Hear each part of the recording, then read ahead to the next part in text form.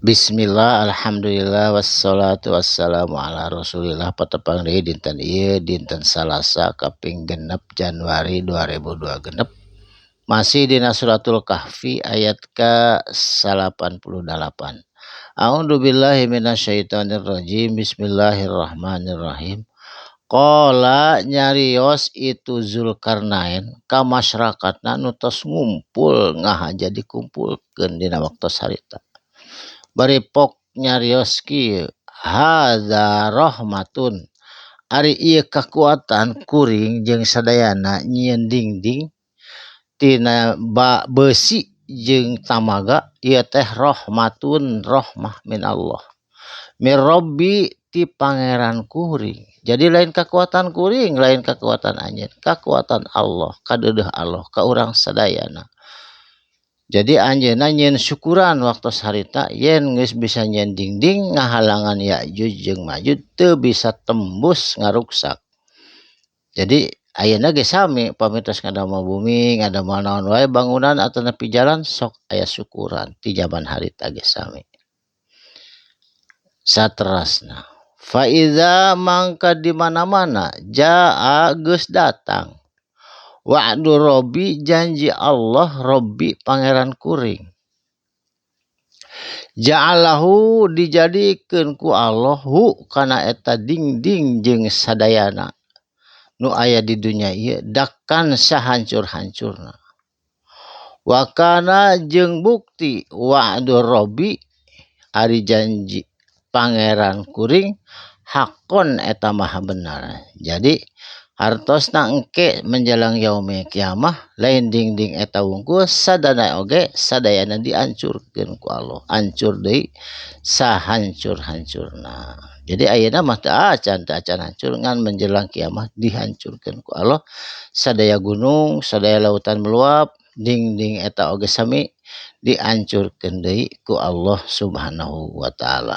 Saterasna watarokna jeung ngantepkeun kami ninggalkeun kami saur Allah ba'dohum kana sawarehna eta Ya'juj jeung Ma'juj yauma idin dina poe eta poe menjelang kiamah yamuju bercampur baur jeung jalma biasa Ya'juj Ma'juj jalma biasa fi ba'din dina sawarehna. Jadi pacampur kacau para raeh ngagalorepak sadayana maot.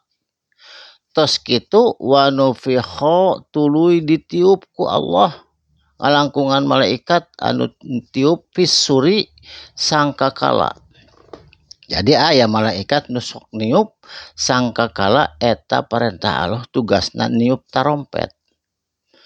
Tatos maraot sadayana pajamaknahum mangka tuluy dikumpulkeun itu jalma-jalma kabeh sadunya ti mimiti Nabi Adam dugi ka akhir zaman harirup deui jam'an ngumpul sadayana rek mayunan hisaban ti Allah. Saterasna wa aradna jeung bakal diebrehkeun ku kami saur Allah jahannama neraka jahannam yauma idin dina poe eta lil kafirina pikeun jalma-jalma kafir ardon kalayan pandangan anu jelas katingali tah bakal didinya kahirupan anjeun teh dina neraka umat kafir katingali jelas jentre eta neraka ardon pandangan anu kacida ecesna. Saterasna alladzina ari jalma-jalma kanat anu bukti baheula keur di dunya nyata nu kafir ayunuhum eta pandangan matana itu jalma-jalma fi gitoin tertutup mung ningali Quran mung ningali hadis mung ningali kakawasaan Allah alim tapakur teh eta teh gitoin tertutup matana. Terus naon deui andikri tertutup deui kana dikir ka Allah alim mempelajari naon peringatan ti Allah. Tahku kituna wa kanu jeung itu bukti jalma-jalma la yastati'una henteu bakal mampu sanggup sam'an kana ngupingkeun penjelasan ti para ulama. Jadi tertutup eta umat kafir mah pendengaran oge. Saterusna afa hasibana maranehna nyangka alladzina kafaru itu jalma-jalma kafir ayat tahidu kana yen ngajadikeun ibadi hamba-hambana min duni salianti kami saur Allah anu bisa nulungan aulia anu bisa ngalindungi. Moal aya teu aya Yesus, teu aya Uzair, teu aya Isa, teu aya Masehi, sadayana oge teu bakal bisa nulungan angin Allah anu bisa nulungan mah di yaumil akhir atanapi ngalangkungan syafaatna Rasulullah sallallahu alaihi wasallam.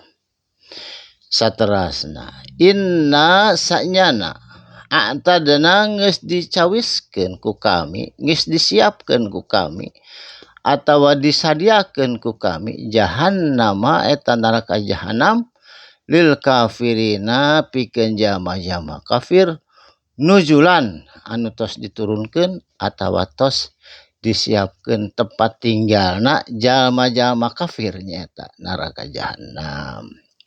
A'udzubillahi minasyaitonirrajim.